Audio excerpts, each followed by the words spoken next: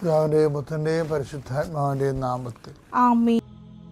കർത്താവേ, നിന്റെ ഉന്നതമായ നാമത്തിന് സ്തോത്രം ചെയ്യുന്നു. കർത്താവേ, നിന്റെ വിശുദ്ധ പൗരോഹിത്യത്തെ മഹത്വപ്പെടുത്തണമേ. ഈശോ ഇന്ന് യാത്ര ചെയ്യുന്നവരെ ആശ്രയിച്ച് പ്രാർത്ഥിക്കുന്നു. ഈശോയെ, മാരകരോഗങ്ങൾ, മറാവ്യാധികൾ യേശുവിൻ്റെ നാമത്തിൽ മാറിപ്പോകട്ടെ. ഈശോ, നിന്റെ വിശുദ്ധ പൗരോഹിത്യത്തെ മഹത്വപ്പെടുത്തണമേ. കർത്താവേ, നിന്നെ ആശ്രയിക്കുന്ന നിരാശന ഇടയാക്കലെന്ന് പ്രാർത്ഥിക്കുന്നു. ഈശോയെ, ഇന്നത്തെ ദിവസം സഞ്ചരിക്കുന്ന വഴികൾ, സംസാരിക്കുന്ന വ്യക്തികൾ, നിങ്ങൾ കടന്നു പോകുന്ന ഓരോ സംരംഭങ്ങൾ, ഓഫീസുകൾ, അതുപോലെ തന്നെ ഇടങ്ങൾ, വീടുകൾ, അവരോട് സംസാരിക്കുന്ന വിഷയങ്ങൾ എല്ലാം നിങ്ങൾക്ക് അനുകൂലമാകുകയും നിങ്ങൾക്ക് സംസാരിക്കാൻ ആവശ്യമില്ലാത്തത് സംസാരിക്കാതിരിക്കുകയും അസ്വസ്ഥതകൾ ഉണ്ടാകാതിരിക്കുകയും ഹൃദയം ഭാരപ്പെടാതിരിക്കുകയും എൻ്റെ ഹൃദയത്തെ കർത്താവിൻ്റെ നാമത്തിൽ ഞാൻ മുദ്ര വെക്കുന്നു. കർത്താവെ, അങ്ങ് ആഗ്രഹിക്കാത്ത വഴികളിലൂടെ സഞ്ചരിക്കാതിരിക്കാൻ അവർക്ക് അങ്ങ് സംരക്ഷണം നൽകണമെന്ന് പ്രാർത്ഥിക്കുന്നു. ദൈവത്തിൻ്റെ കരുണ നിന്നെ ആവശ്യിക്കട്ടെ, നിൻ്റെ കുഞ്ഞുങ്ങളെ ആശീർവദിക്കട്ടെ. നീ ഏറ്റെടുത്തിരിക്കുന്ന എല്ലാ വിഷയവും, വിദ്യാർത്ഥികൾ എന്ന നിലയിൽ നിങ്ങൾ ഏറ്റെടുത്തിരിക്കുന്ന ഉത്തരവാദിത്തങ്ങൾ, നിങ്ങൾ കണ്ടുപിടിക്കേണ്ട സബ്ജക്റ്റുകൾ, കോഴ്സുകൾ, സ്ഥാപനങ്ങൾ, അതുപോലെ തന്നെ രാജ്യങ്ങൾ എല്ലാം നിങ്ങളുടെ മുമ്പിൽ വെളിപ്പെട്ട് വരാൻ ഇടയാക്കട്ടെ എന്ന് പ്രാർത്ഥിക്കുന്നു. നിത്യം പിതാവും പുത്രനും പരിശുദ്ധാത്മാവായ സർവ്വീശ്വരൻ നീക്കുവാമേ. അമ്മയോട് ചേർന്ന് പ്രാർത്ഥിക്കാം. അമ്മേ പരിശുദ്ധമ്മേ, അമ്മേ പരിശുദ്ധമ്മേ, ദേവമാതാവേ, ദൈവമാതാവേ, കൃപാസനത്തിലൂടെ ഞങ്ങൾക്കും ഞങ്ങളുടെ ദേശത്തിനും അമ്മ മധ്യസ്ഥം തേടി തന്ന എല്ലാ അനുഗ്രഹങ്ങൾക്കും കൃപകൾക്കും ഞങ്ങളിപ്പോൾ ഹൃദയം നിറഞ്ഞ നന്ദി പറയുന്നു. അമ്മേ പരിശുദ്ധമ്മേ, ദൈവമാതാവേ, 2004 ഡിസംബർ 7 ഉച്ച കഴിഞ്ഞ് 2:30 കൃപാസനത്തിൽ സംഭവിച്ച അമ്മയുടെ പ്രത്യക്ഷപ്പെടലിനെ കുറിച്ച് തിരുസഭയ്ക്ക് സമർപ്പിച്ചിരിക്കുന്ന പഠനരേഖകളുടെ മേൽ സഭാത്മകമായ പഠനം ആരംഭിക്കുവാൻ ഞങ്ങൾ പ്രാർത്ഥിക്കുന്നു. അമ്മേ പരിശുദ്ധമ്മേ, ഭൂസ്വർലോകങ്ങളുടെ രാജ്ഞിയായ അങ്ങേയ്ക്ക് ഭൗമ സംരക്ഷണത്തിനായി പ്രപഞ്ച പ്രകൃതിയെ തന്നെ തിരുസഭ പ്രതിഷ്ഠിക്കുവാൻ ഈ പ്രത്യക്ഷീകരണം വഴി ഇടയാക്കണമേ. പരിശുദ്ധമ്മേ, ജപമാല മാതാവേ, സകല കൃപാസനം പ്രാർത്ഥനകളോടും ചേർത്ത് ഞങ്ങളിപ്പോൾ പ്രാർത്ഥിക്കുന്ന ഈ കുടുംബത്തിന്റെ പ്രത്യേക നിയോഗം. മക്കളെ,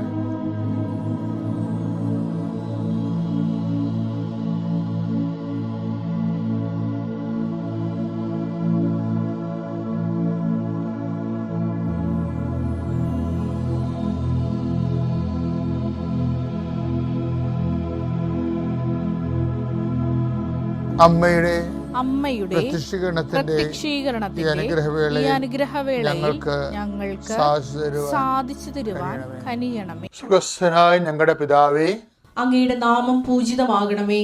അങ്ങയുടെ രാജ്യം വരണമേ. അങ്ങയുടെ തിരുമനസ് സ്വർഗത്തിലെ പോലെ ഭൂമിയിലുമാകണമേ. അന്നു വേണ്ടുന്ന ആഹാരം ഇന്ന് ഞങ്ങൾക്ക് തരണമേ.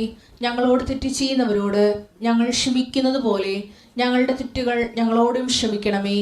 ഞങ്ങളെ പ്രലോഭനത്തിൽ ഉൾപ്പെടുത്തരുതേ, തിന്മയിൽ ഞങ്ങൾ രക്ഷിക്കണമേ. ആമേൻ. നന്മ നിറഞ്ഞ മറിയമേ, സ്വസ്തി. കർത്താവ് അങ്ങയുടെ കൂടെ സ്ത്രീകളിൽ അങ്ങ് അനുഗ്രഹിക്കപ്പെട്ടവളാകുന്നു. അങ്ങയുടെ ഉദരത്തിൻ ഫലമായി ഈശോ അനുഗ്രഹിക്കപ്പെട്ടവനാകുന്നു. പരിശുദ്ധ മറിയമേ, തമ്പുരാന്റെ അമ്മേ, പാപികളായ ഞങ്ങൾക്ക് വേണ്ടി ഇപ്പോഴും ഞങ്ങളുടെ മരണസമയത്തും തമ്പുരാനോട് അപേക്ഷിക്കണമേ. ആമേൻ. നിങ്ങളെ കുടുംബത്തിന് വേണ്ടിയും കുഞ്ഞുങ്ങൾക്കും ചെയ്യേണ്ട കാര്യങ്ങളെല്ലാം നിങ്ങൾ കർത്താവിൻ്റെ തിരുസന്നിധിയിൽ ദൈവമഹത്വത്തിന് വേണ്ടി കാഴ്ചവെക്കണം. നിങ്ങളിങ്ങനെ ഓട്ടോമാറ്റിക്കായിട്ട് ഉത്തരവാദിത്തം പോലെ അങ്ങനെ ചെയ്ത് മാറുന്നതാണ്. എന്തുമാത്രം ചെയ്ത് ചില കാര്യങ്ങൾ വരവ് വെക്കണമെന്നുണ്ടെങ്കിൽ നമുക്ക് ഇൻറ്റൻഷൻ വെക്കണം. ഇൻറ്റൻഷൻ ഒരു പ്രധാന ഇൻറ്റൻഷൻ വെച്ചാൽ അത് ഉദ്ദേശം വെക്കണം. ഉദ്ദേശം വെക്കാത്ത ഇപ്പം അണക്കെട്ടില്ലാത്ത നദികൾ എന്ത് സംഭവിക്കും? നല്ല വെള്ളം ഒഴുകി കടലിൽ പോയി ഉപ്പുവെള്ളമായി മാറും. അതുപോലെ നിയോഗം എന്ന് പറയുന്നത്, നമ്മളിത് ഇന്ന ഇൻറ്റൻഷനോടുകൂടിയാണ് ഇത് ചെയ്യണത്, കർത്താവിൻ്റെ നാമത്തിൻ്റെ മഹത്വത്തിനാണ് എന്ന് നമ്മൾ ഇൻറ്റൻഷൻ വെച്ചാൽ ദൈവനാമം മഹത്വപ്പെടണം, സുവിശേഷം വ്യാപരിക്കണം, വിശ്വാസം കൈമാറണം. കർത്താവേ, എൻ്റെ കഷ്ടപ്പാട്, നമ്മൾ കഷ്ടപ്പാടിനെ കുറിച്ച് എപ്പോഴും പറയും. ഞാൻ കെട്ടിവന്ന കാലം മുതൽ കിടന്ന് അലയണതാണെന്ന് പറയും. എൻ്റെ മകളെ, കെട്ടിവന്ന കാലം മുതൽ നീ അലച്ചിലാണെങ്കിൽ ഇന്ന് നീ ഒരു മദർ തെരേസയാകേണ്ട ആളാണ്. എന്താ കാര്യം? നീ ഇതൊന്നും കാഴ്ചവെച്ചിട്ടില്ല. ഇൻഡക്ഷൻ എന്ന് പറഞ്ഞാൽ എന്താണ്? കാഴ്ചവെപ്പാണ്. നമുക്ക് കാഴ്ചവെക്കുന്നെങ്കിൽ വിശുദ്ധരാകണമെങ്കിൽ നമുക്ക് വിശുദ്ധിയുടെ മേഖലയെ വ്യാപരിച്ചിട്ട് ആ രീതിയിലുള്ള ഒരു സൊല്യൂഷൻ അല്ല. ഓരോരുത്തർക്കും അവരവരായ ഇടങ്ങളിലാണ് വിശുദ്ധിയിലേക്ക് വളരാൻ കഴിയണത്. ഇപ്പം ഞാൻ ചില വീടുകളിൽ, ഞാനൊരു വീട്ടിൽ ചെന്നപ്പോൾ പറയും, എൻ്റെ അച്ഛ, എൻ്റെ അമ്മായിയമ്മയായിട്ട് ഞാൻ 14 വർഷമാണ് അവർ കിടപ്പ്, ഈ മലമൂത്ര വിസർജനമെല്ലാം കട്ടിലായി. എൻ്റെ അനിയത്തിൻ്റെ മനസ്സമ്മതത്തിന് പോലും പോകാൻ ഒത്തില്ല എന്ന് പറയും. അപ്പോൾ അമ്മായിയമ്മയ്ക്ക് അവിടെ പ്രാധാന്യത്തോടെയാണ് പറയണത്. പക്ഷെ ആ സാധനം മുഴുവൻ ഇവർക്ക് പൊന്നൊരുക്കി, അതൊരു ക്രൂഡ് ഓയിലായിരുന്നു. അതിന് ഏവിയേഷൻ ഓയിലാക്കി മാറ്റുന്നത് പ്യൂരിഫിക്കേഷൻ നടത്തി കഴിഞ്ഞാൽ അതെങ്ങനെയാണ്? ഇൻറ്റൻഷൻ കാഴ്ചവെപ്പിലൂടെയാണ് പ്യൂരിഫൈ ചെയ്യുക. ഒരു ഇൻറ്റൻഷനെ പ്യൂരിഫൈ ചെയ്യണം. ഇപ്പം നമുക്ക് കിട്ടുന്നത് എന്താണ്? Crude oil. ക്രൂഡ് ഓയിലിനെ നമ്മൾ പ്യൂരിഫൈ ചെയ്യുമ്പോഴാണ് ഡീസൽ, പെട്രോള്, ഏവിയേഷൻ ഓയിൽ, വിമാനം പറപ്പിക്കുന്ന ഏവിയേഷൻ ഓയിലായിട്ട് മാറണത്. അതുപോലെ തന്നെയാണ് നമ്മുടെ കഷ്ടപ്പാടാണ് നമുക്ക് ക്രൂഡ് ഓയിൽ കിട്ടണത്. അത് ക്രിസ്തുവിൻ്റെ കഷ്ടപ്പാടോട് ചേർത്ത് വെച്ച് കഴിഞ്ഞിട്ട് ക്രിസ്തുവിൻ്റെ നാമത്തെ മഹത്വത്തിന് കാഴ്ചവെച്ച് കഴിഞ്ഞാൽ ഈ സംഭവം ചെയ്യുക, ഈ ഇരുമ്പയിര്, സ്വർണത്തിൻ്റെ അയിരൊക്കെ കറക്റ്റ് മാർക്കറ്റ് വാല്യൂടെ സ്വർണ്ണമായിട്ട് മാറും. നിങ്ങൾ കഷ്ടപ്പെട്ടതെന്നൊരു കാര്യമില്ല. അതിന് നിങ്ങളെ കാഴ്ചവെച്ച് ദൈവത്തെ നാമത്തെ ആ വിഷയം വെച്ച് ദൈവത്തെ മഹത്വപ്പെടുത്തി നിങ്ങളതിൽ പ്രയോജനമുള്ള ദാസന്മാരായി ദൈവതിരുസന്നിധിയിൽ സമ്പന്നരായി മാറാൻ ശ്രമിക്കണം. അങ്ങനെയാണ് നമ്മൾ ദൈവതിരുസന്നിധിയിൽ ഇപ്പം 12:21 ലുക്കായില്ലേ 12:21 ഇതുപോലെയാണ് ദൈവസന്നിധിയിൽ സമ്പന്നനാകാതെ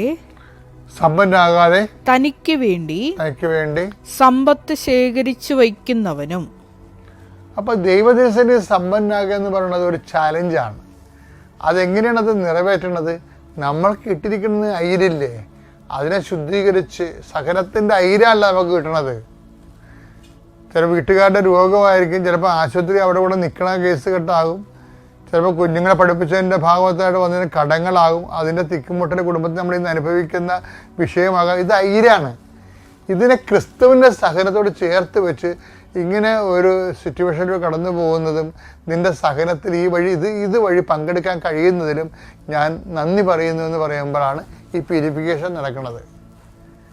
അപ്പോഴാണ് താറ് വേറെ ഡീസൽ വേറെ ആയിട്ട് മാറണത്. അതെ, ഇപ്പോൾ താറൊക്കെ വരുന്നത് എങ്ങനെയാണ്? ഈ എണ്ണ ശുദ്ധീകരിച്ചുകൊണ്ടല്ലേ വരുന്നത്. അപ്പോൾ അതുപോലെ താറ് വേറെ, അവർ തെർമോക്കോൾ വേറെ, സോപ്പ് വേറെ, ഡിറ്റർജൻറ്റ് വേറെ, അതുപോലെ ഡീസൽ വേറെ, പെട്രോൾ വേറെ ആയിട്ട് വരണത് എങ്ങനെയാണ്? അതുപോലെ തന്നെയാണ് ക്രിസ്തുവാണ് ഇതിനെ പ്യൂരിഫൈ ചെയ്യണത്. ക്രിസ്തുവിൻ്റെ സഹനങ്ങളിലൂടെ ഇത് കയറ്റി വിട്ടിട്ട് ദൈവത്തിന് നന്ദി പറയണം. വിശ്വാസ പ്രമാണം. സർവശക്തനായ പിതാവും ആകാശത്തിൻ്റെയും ഭൂമിയുടെയും സൃഷ്ടാവുമായ ദൈവത്തിൽ ഞാൻ വിശ്വസിക്കുന്നു. അവിടുത്തെ ഏകപുത്രനും ഞങ്ങളുടെ കർത്താവുമായ ഈശോമിശിഹായിലും ഞാൻ വിശ്വസിക്കുന്നു.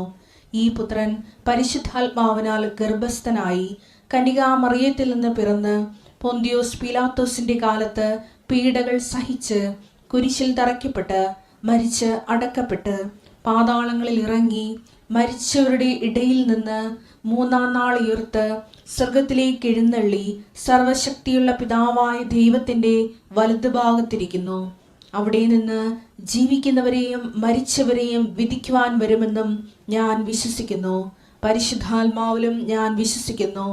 വിശുദ്ധ കത്തോലിക്കാ സഭയിലും പുണ്യവാന്മാരുടെ ഐക്യത്തിലും പാപങ്ങളുടെ മോചനത്തിലും ശരീരത്തിന്റെ ഉയർപ്പിലും നിത്യമായ ജീവിതത്തിലും ഞാൻ വിശ്വസിക്കുന്നു. ആമേൻ. സിസ്റ്റർ ഡെയ്സി ജോസഫ് ഒരു സൈക്കോളജിസ്റ്റാണ്, സൈക്കോ കൗൺസിലിംഗ് ആണ്. അതായത് അവർ സൈക്കാട്രിക്കാണ്, സൈക്കാട്രിയും കൗൺസിലിംഗും ഉള്ള ഡോക്ടറാണ്. അപ്പം അവരുടെ സാക്ഷ്യം എന്ന് പറയണത്, അവർ പറയണത് ഇതാണ്: ഞാൻ എപ്പോഴും എൻ്റെ അമ്മയോട് പറയും, അമ്മേ, എനിക്ക് കൃപാസനം മാതാവിൻ്റെ ഒരു നല്ല സാക്ഷിയായി മാറണം. കൃപാസനം അമ്മയുടെ പ്രത്യക്ഷീകരണത്തിൻ്റെ വലിയ സാക്ഷിയായി അതിങ്ങനെ ആൾക്കാർ പ്രാർത്ഥിക്കുന്ന സിസ്റ്റർ കേട്ടിട്ടുണ്ട്. സിസ്റ്റർ ഇവിടെ വന്നിട്ടില്ല, സിസ്റ്റർ കേട്ടിട്ടുണ്ട്. പക്ഷേ ഇത് പറഞ്ഞ് 7 ദിവസം കഴിയുമ്പോൾ ഷുഗറിൻ്റെ ടെസ്റ്റിന് വേണ്ടി സിസ്റ്റർ ഹോസ്പിറ്റലിൽ അഡ്മിറ്റ് ആവും. അപ്പോഴാണ് സിസ്റ്ററിന് മനസ്സിലാകണത് അവരുടെ ഉദരത്തിലൊരു മുഴ വളർന്നു നിൽപ്പുണ്ടെന്ന്. അപ്പോഴത് കേട്ടവിടെ ഇവർക്ക് ആദ്യത്തിൽ ഭീതിയെങ്കിലും പെട്ടെന്ന് ഇവർക്ക് ദൈവികമായ ശക്തി ലഭിക്കും.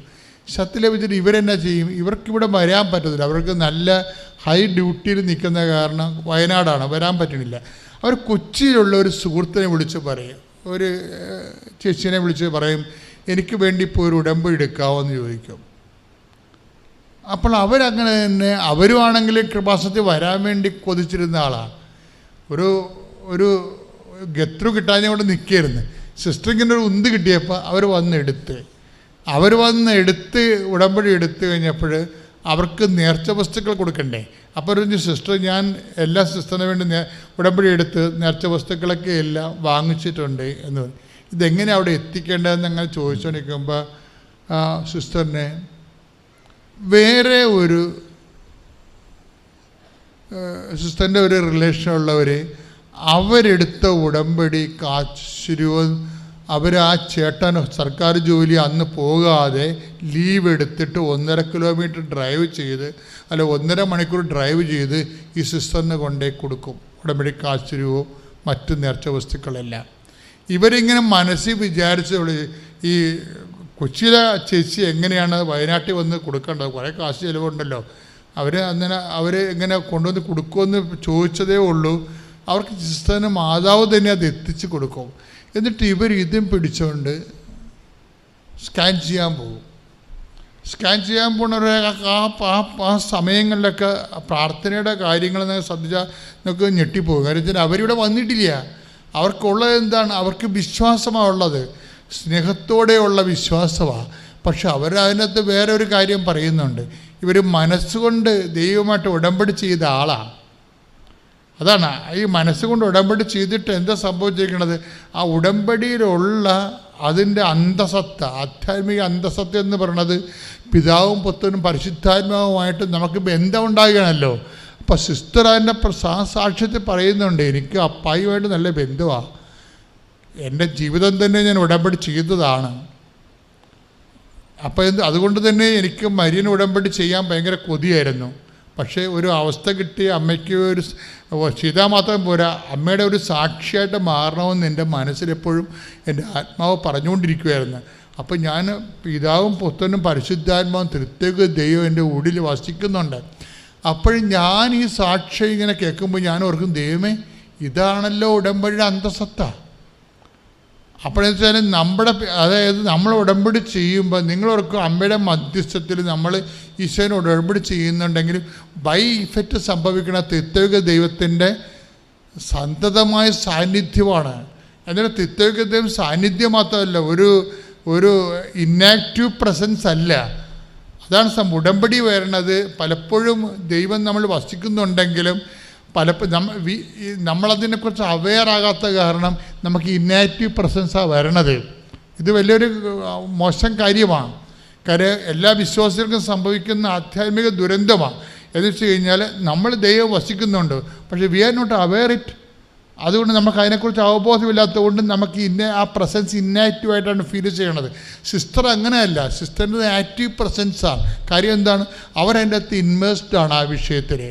അതുകൊണ്ട് അവർ മനസ്സിൽ വിചാരിച്ചപ്പോൾ തന്നെ ഉടമ്പടി കാശുരൂപം അടുത്ത് എത്തിക്കഴിഞ്ഞിട്ട് ഇവർ ഒരു കയ്യിൽ കൃപാസനം പത്രം, ഒരു കയ്യിൽ കൃപാസനം കാശുരൂപവും ഇതൊക്കെ പിടിച്ചാണ് ഈ ഡോക്ടർ സിസ്റ്റർ സ്കാനിങ് റൂമിലേക്ക് കയറണത്.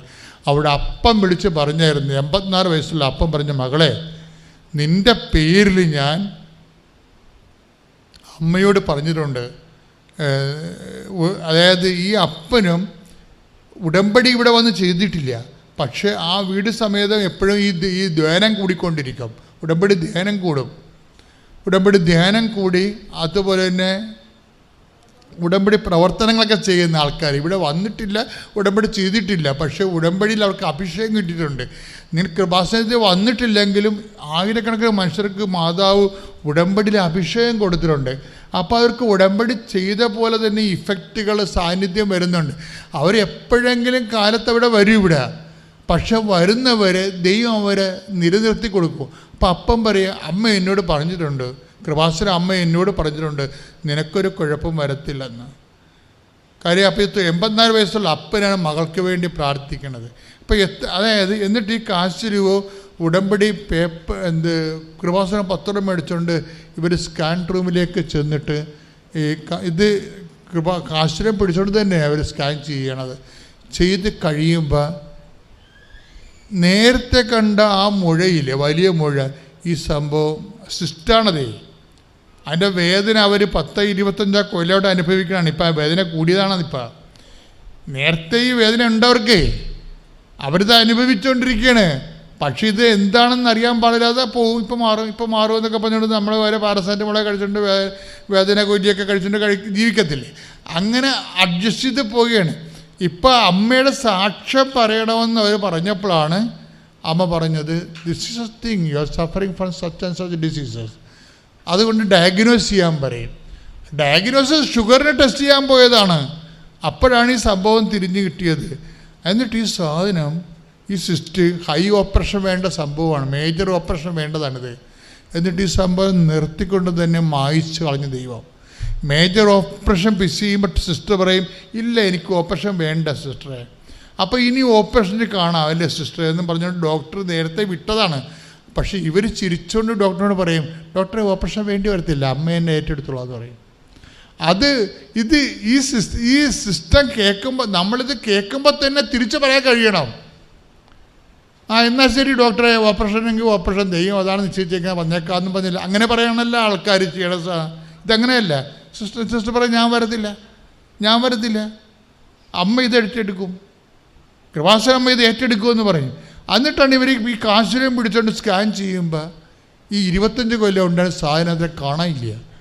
അതാണ് ഈ വലിയ കാര്യങ്ങളെന്ന് പറയുന്നത്, മേജർ ഡ്യൂട്ടി. ഞാൻ എപ്പോഴും പറയും 25 കൊല്ലം പഴക്കമുള്ള രോഗമാണ് ഇത്, മേജർ ഡ്യൂട്ടി അല്ലേ, മേജർ ഡ്യൂട്ടി എന്ന് പറയും ഉടമ്പടി ഭാഷയിൽ. അതെന്താണ്? അത് ലൂക്ക 1:49 ശക്തനായവൻ എനിക്ക് വലിയ കാര്യങ്ങൾ.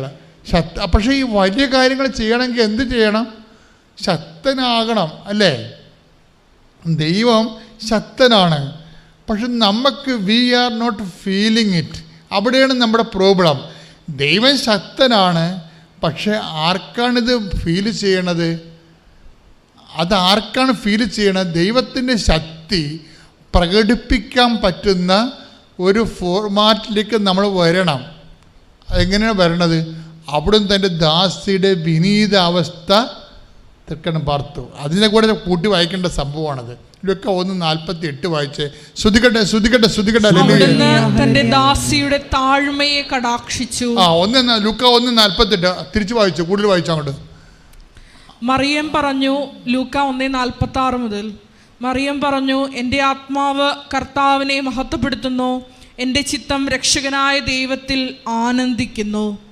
അവിടുന്ന് തൻ്റെ ദാസിയുടെ താഴ്മയെ കടാക്ഷിച്ചു. ഇപ്പോൾ മുതൽ സകല തലമുറകളും എന്നെ ഭാഗ്യവതി എന്ന് പ്രകീർത്തിക്കും.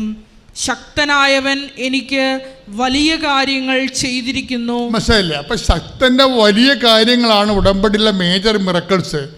പക്ഷേ ഇത് എന്തുമായിട്ട് ലിങ്ക് ചെയ്തിരിക്കുന്നത്? അവിടുന്ന് തൻ്റെ ദാസിയുടെ വിനീതാവസ്ഥ തെക്കൻ പാർത്തു. അതാണ് സംഭവം.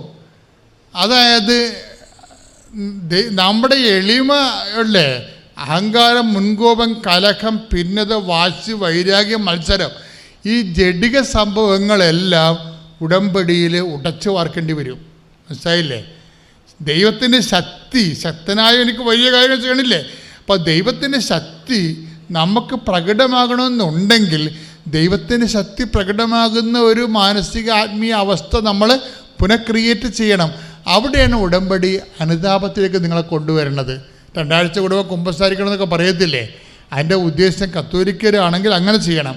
എന്താ ഉദ്ദേശിക്കണമെന്ന് വെച്ചാൽ നമ്മൾ സാധാരണ നിങ്ങളുടെ കുമ്പസാരം പോലെ ലൈറ്റ് കുമ്പസാരമല്ല ഉദ്ദേശിക്കുന്നത്.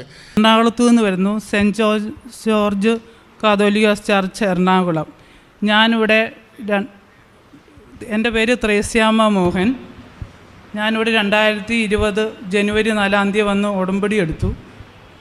6 നിയോഗങ്ങളാണ് ഞാൻ വെച്ചിരുന്നത്. ഒന്നാമത്തെ നിയോഗം വെച്ചിരുന്നത് എനിക്കൊരു ഭവനം ഉണ്ടാകണമെന്നായിരുന്നു. അമ്മ ഭവനം തന്നില്ലേലും എൻ്റെ അച്ചായൻ്റെ അമ്മച്ചി എനിക്ക് 3.25 സെൻറ്റ് എഴുതി തന്ന് എൻ്റെ പേരിൽ തന്നു. രണ്ടാമത്തെ നിയോഗം വെച്ചിരുന്നത് എൻ്റെ ഹസ്ബൻഡിന് 17 വർഷമായിട്ട് മുട്ടിന് വേദനയായിട്ട് കക്കൂസിലിരിക്കാനോ നടക്കാനോ ഒന്നും പാടില്ലായിരുന്നു. ഞാൻ ഉടമ്പടി എടുത്ത് 2 മാസം കഴിഞ്ഞപ്പോഴത്തേക്ക് ചാച്ചിയുടെ കാലിന് വേദന മാറി, നടക്കുന്നതിനോ എന്ന് ഞാൻ ഫോൺ ചെയ്യുമ്പം ചോദിക്കും, കാലിന് വല്ലതും വ്യത്യാസമുണ്ടോ ഇല്ലയോ എന്ന് ചോദിക്കുമ്പോൾ ഒന്നുമില്ലെന്ന് പറയും. പിറ്റേ ദിവസം പിന്നെയും ചോദിക്കും. 2 മാസം കഴിഞ്ഞപ്പം പറഞ്ഞ് എനിക്കൊരു കുഴപ്പമില്ല, എനിക്ക് നടക്കാനും ഇരിക്കാനും ഒക്കെ പറ്റും. ഇന്ന് വരെ ഇപ്പം 2 വർഷമായി, ഒരു കുഴപ്പവും ഇല്ലാതെ പോകുന്നു. മൂന്നാമത്തെ യോഗം വെച്ച് എൻ്റെ മോള് 2 പെൺമക്കളാണ്. മൂന്നാമത്തെ മോള് ഡിഗ്രിക്ക് പഠിക്കുന്നു. അന്ന് ഉടമ്പടി എടുക്കുമ്പോൾ രണ്ടാമത്തെ മോള് +1 പഠിക്കുന്നു. ഞാൻ അമ്മ മാതാവിനോട് ചോദിച്ചു, 80% മാർക്കെന്ന് എൻ്റെ മോളെ അനുഗ്രഹിക്കണേ എന്ന് പറഞ്ഞു. അമ്മ എനിക്ക് 95.4 പോയിൻ്റ് മോള് നടന്നി എൻ്റെ മോക്ക് മാർക്ക് കൊടുത്തു. മൂന്നാമത്തെ മോക്ക് A ഗ്രേഡിൽ പാസ്സായി ഡിഗ്രി, അവൾക്കൊരു ജോലിയും ശരിയായി, ഇപ്പോൾ MBAക്ക് പഠിക്കുന്നു. നാലാമത്തെ നിയോഗം 4 നിയോഗങ്ങളും ആയി. പിന്നെ ഞാൻ ചേച്ചിയുടെ മോക്ക് കുറേ പേർക്ക് വേണ്ടി ഞാൻ പ്രാർത്ഥിച്ചു. ആ പ്രാർത്ഥനകളൊക്കെ സഹായിച്ചു. എൻ്റെ ചേച്ചിയുടെ മോക്ക് പിന്നെ ഈ കൊറോണ വന്നിട്ട് HB 4 ഹാർട്ടൊക്കെ നിന്ന് പോയി. അപ്പോൾ എൻ്റെ ചേച്ചി എന്നോട് വിളിച്ചു പറഞ്ഞു, എടി അവൾക്ക് ഒട്ടും വയ്യ, നീ ഒന്ന് പ്രാർത്ഥിച്ചുകൊണ്ടിരിക്കണേ എന്ന് പറഞ്ഞു. ഞാൻ നിരന്തരം ആ ഫുള്ള് ദിവസം പ്രാർത്ഥിച്ചുകൊണ്ടേയിരുന്നു. ആ ഹാർട്ടെല്ലാം എത്രയോ ആംബുലൻസ് വന്നറിയാം കൊച്ചിനെ കൊണ്ടുപോയേ. എൻ്റെ മാതാവിൻ്റെ അനുഗ്രഹം കൊണ്ട് ആ കൊച്ചിന് ഒരു കുഴപ്പമില്ല. ഇപ്പോൾ HB 12 ഒരു കുഴപ്പമില്ലാതെ. രണ്ടാമത്തെ ചേച്ചിയുടെ മോൻ കൂടെ കുഞ്ഞിന് ഏതാണ്ട് ഹാർട്ടിന് പ്രശ്നമാണെന്നൊക്കെ പറഞ്ഞ് ജനിച്ചുകൊണ്ടിരുന്നപ്പോൾ അത് കുഞ്ഞ് ഇപ്പോൾ ജനിച്ചു. ആ 1 വർഷം ഞാൻ ഫുള്ള് ആ കൊച്ചിന് വേണ്ടി പ്രാർത്ഥിച്ചു. അതിനിപ്പോൾ ഒരു കുഴപ്പമില്ലാതെ നല്ല സുഖമായിട്ട് ഇപ്പം 3 മാസമായി. ഇത്രയാണ് ദൈവമാതാവ് എനിക്ക് തന്ന അനുഗ്രഹങ്ങൾ. ഇനി ഞാൻ അങ്കമാലിയിൽ നിന്നാണ് വരുന്നത്. ഞാനൊരു നേഴ്സാണ്. ഞാൻ ഏകദേശം ഒരു 9 മാസത്തോളമായിട്ട് എൻ്റെ UK ജോബിന് വേണ്ടി ട്രൈ ചെയ്യുകയാണ്. ജൂൺ ജൂലൈ ആയപ്പോൾ ഞാൻ 2 ഇൻ്റർവ്യൂ അറ്റൻഡ് ചെയ്തു.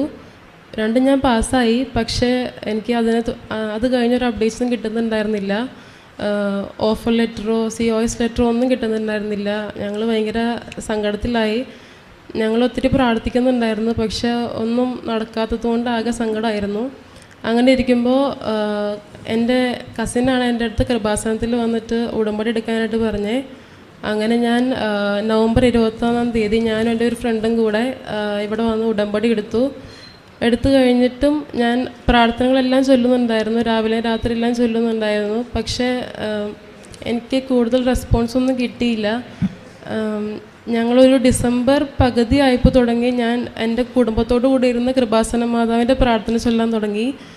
അങ്ങനെ ഞാൻ എന്നിട്ടും എനിക്ക് ഒരു റെസ്പോണ്ടും കിട്ടാത്തതുകൊണ്ട് ആകെ വിഷമമായി. പിന്നെ നാട്ടുകാരെല്ലാം ചോദിച്ചു തുടങ്ങി, നഴ്സിംഗ് പഠിച്ചിട്ട് എന്തായി കൊച്ചു ജോലിക്ക് പോകാത്തതെന്ന്.